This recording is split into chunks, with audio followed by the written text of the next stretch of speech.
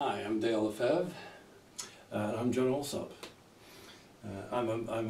Obviously you know Dale, but I'm a marketer, so that's my involvement in this. Okay. So we were talking about new games, Yeah. and first question really is, what are new games? Well, that's fortunately the easiest question to answer. New games are cooperative group games for all ages, sizes, and abilities. And anybody can play new games. That's because the games are adapted to the people rather than the people having to adapt to the game. Okay. Yeah. And is non-competitive, is that a good word for it? Well, no. Good. I bristle at that. I'm glad we got this sorted. Yes, they're cooperative games, and I say that because some of the games do include competition. It just doesn't matter who wins. Right. So they're not strictly non-competitive. Mm-hmm. Okay. Though some games are just a group challenge, and so they're not really a competition, but just something for the group to solve. But a lot of them do include competition. But instead of say if you're caught, you're not out, which is really boring because if you have to wait for the whole game to be played while you're just sitting there. It's yeah. Especially if you're one of the first ones out. But what happens is you change roles and you keep playing. In other words, you may be part of the other team if you get caught, or you might, instead of a swimmer, you might become an octopus. It just depends on the game, but you're still in, if you want to be. Now, some people say, well, I don't want to play just now. That's fine. We don't force anybody to play, but it's just available for anybody who wants to be in. It doesn't matter if you're in a wheelchair or if you're crutches, whatever. We can change the game to fit the players. Excellent. So what, if you can remember, I mean, how long have you been doing this? A long time. Well, it's decades, right? Since 1975, so it's 43 years. Well, just in February it was 43 years. Wow. So, so what, can you remember what piqued your initial interest? What was it that kind of got you into it? I know the exact moment, in fact. I'm so glad. Yeah, I was, had just left my previous job, and I was looking for something that I would really enjoy doing and that I liked better than the thing I'd had.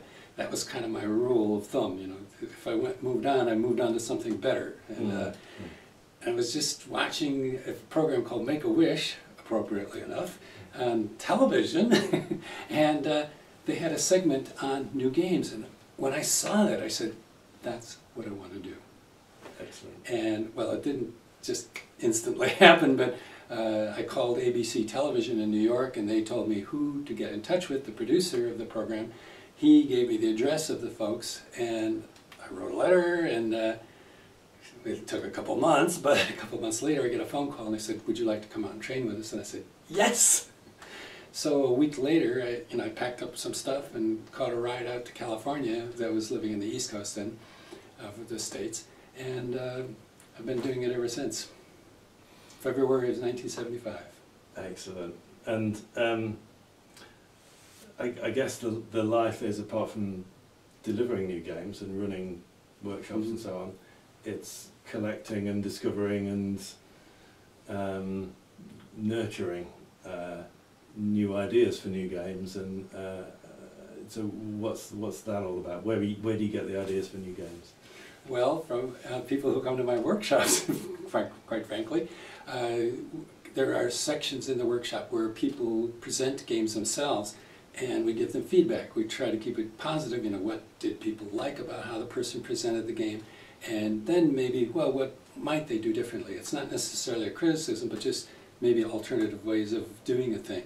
And people bring new games that I've never seen before, and I think, I think I'll add that one to my repertoire.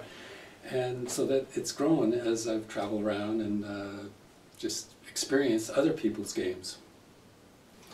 So we'll talk about what defines a new game. I think. Oh. I think in another video. Okay. We've had some feedback as well. Carol Zakaluk, I think. That sounds pretty close. Yeah, cool. She says, new games are fantastically fun, but how do you entice people over the initial barrier? I'm kind of one of those people who would hang around at the back and not join in and enjoy it all separately. Yeah, fair question. Yeah. Well, almost invariably, most groups I do the games with, I'll come into the room and everybody's kind of looking a little bit stiff and nervous, and I kind of enjoy that moment because I know within about 5 minutes they're going to be very much different, and you have to get them past that barrier somehow. Sometimes I'll give an example. I went to, I think it was either Buffalo or Rochester, New York, and I was supposed to do the games with a group of teenagers, and they were all sitting on these bleachers, and I came in and I was introduced, and I said, well, you know, come on down, we're going to do some games, and nobody moved. I thought, okay. So it just got real, and I said, look, I've traveled from an awful long way to be here with you. Just try one game. If you don't like it, you can go back sitting down. So they thought, okay, well, all right, fair enough. And they did come down and they tried one game, and after that they were very enthusiastic. You have to do something to get them past that. Whatever that is, you might have to do it very spontaneously, because that was very spontaneous. I didn't expect that. But to get just people, oh, you know, come on, just try, you know. And because once they do, very often the most skeptical, the most resistant are the most enthusiastic afterwards. Yeah, absolutely. And Rebecca, another question from Rebecca Hodges. She said, can you use new games for all kinds of age groups? And obviously I know you do a lot of work in schools, but perhaps she's thinking of people as they get older or whatever. Well, that I'm aware of, I've had people in the games who were in their 90s, and well, I think as young as about 1.5 or 2, although once you get below about 4 years old, you really need an adult there, because you know, kids are kind of, oh, what's going on? You know, get in a circle. What's a circle? Yeah. Okay. So they need a little bit of guidance to be a part of the thing. But yeah, for older folks, well, my first session with old people, I prepared a list of games, and I had 6 that I figured definitely would work.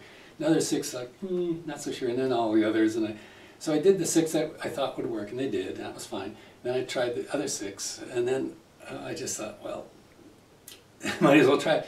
And what I found is that I was the one with the limitations, because the people just adapted by themselves. Like if we had to move across the room, if somebody was having trouble, somebody would be there to help them, or you know, just hold their hand or whatever. And instead of running, we walked, you know, and that was okay. We just adapted. They adapted the games, and that was a big learning experience for me, because I was afraid for them, you know, and they weren't afraid at all. They were, you know, they just wanted to play, and they played the best way they could. And so, yeah, it works with any group. You just have to not leave your own preconceptions get in the way. Right. I guess they were a selected group. They selected themselves, so they were. Yes. They felt capable of joining in, so they were positive, and if they're there, then they're up for it. Yeah, well, that's the main thing, and that's like with people who are resistant. If they just give it a chance, it'll work. Basically. Cool. So we are aiming to train people as new games leaders. Is that the phrase that we're using? Leaders. Yes. Yes. And we have an event on the weekend of the 21st of April in Sheffield. Yes, that's right. And 2018. So, yes, that as well. So you should find a link near to this video somewhere that you can kind of click and go and register to hear more about that. That's not signing up to go. If you want to know about how to lead new games. Will that be at the end of this video, or on the screen? I might manage to get it on the video, or it might be like underneath or at the side, depending on what device you're using. Okay, very good. But yeah, so if you want to know more about that event, then click that, and we'll send you some emails about that. Good. All right.